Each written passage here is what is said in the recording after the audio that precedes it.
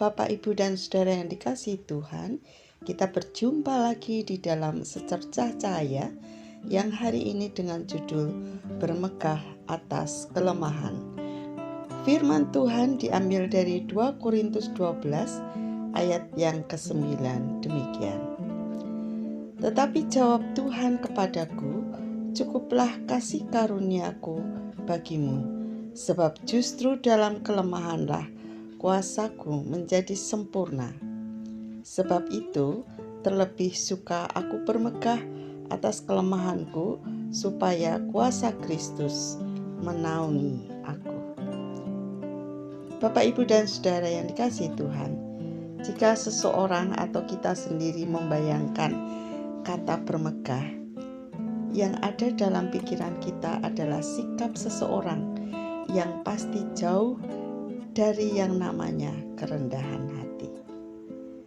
Bagaimana tidak, yang sering terjadi di lingkungan kita adalah ketika seseorang berusaha meninggikan nilai dirinya atau bermegah di hadapan orang lain, pasti sesuatu yang mempunyai nilai lebih, sekalipun sebenarnya keadaan sesungguhnya yang dialaminya jauh dari kondisi mewah atau patut untuk dimegahkan.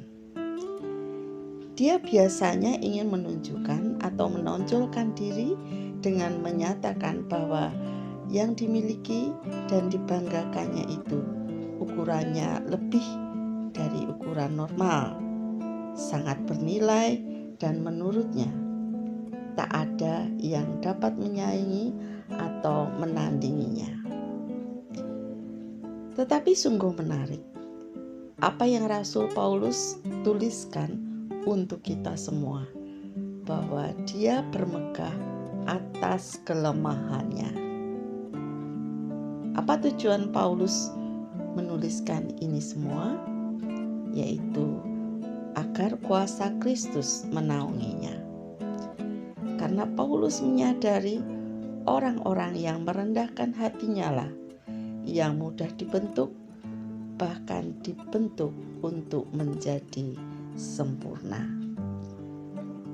Kita sering mendengar kata kadikdayan, kondisi super, entah kekuatan fisik maupun ilmu pengetahuan, juga kekayaan, kejayaan maupun ketenaran.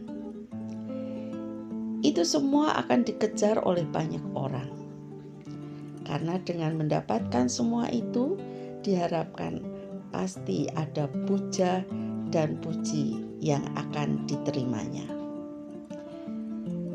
Tentunya, akibat yang diharapkan akan semakin banyak juga pengikutnya.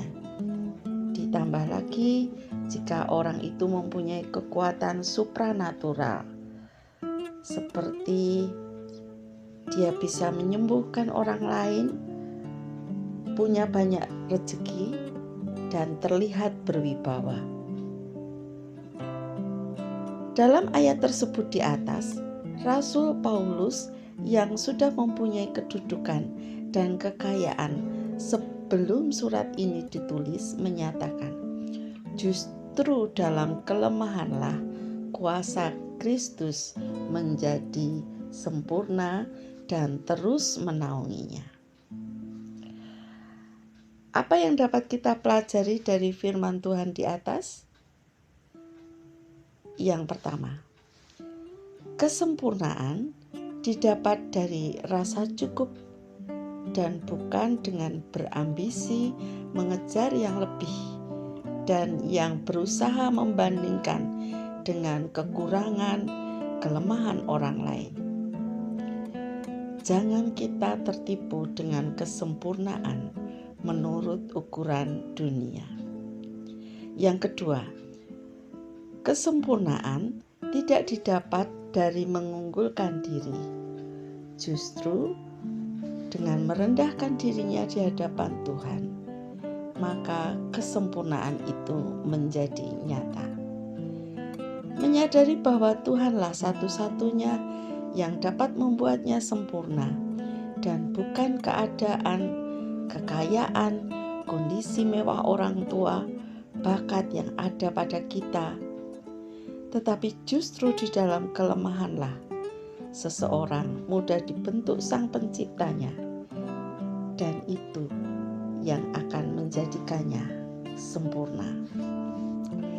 Oleh karena itu, jangan pernah menyalahkan diri, orang tua, atau kondisi lingkungan kita yang menurut kita penuh kekurangan, yang akan mengkerdilkan seluruh potensi kita.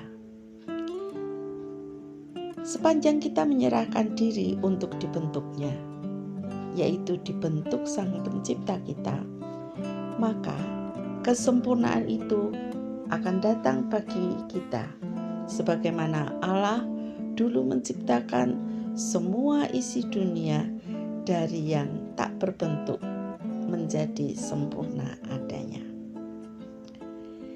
Yang ketiga, di dalam kelemahan atau ketika kita menyadari diri kita lemah dan penuh kekurangan, maka Sang Pencipta akan leluasa membentuk kita menjadi sempurna seperti kehendaknya.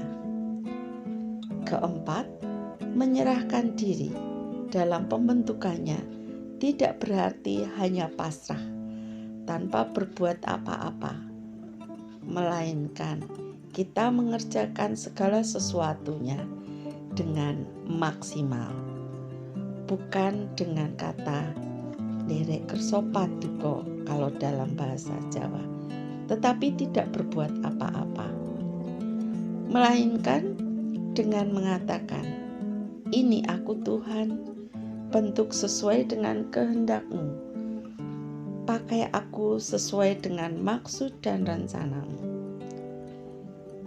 Kata pakai aku menyatakan kesediaan diri seseorang.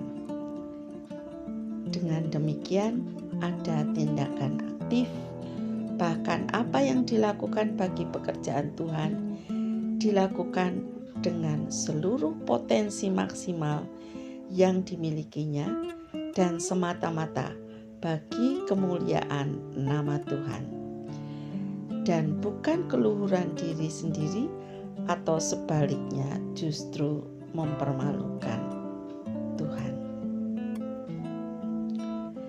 Cahaya kata kita hari ini, kelemahan bukan untuk disesali, karena di dalamnya kuasa Kristus akan menyempurnakan dan menaungi. Tuhan memberkati kita semua. Amin.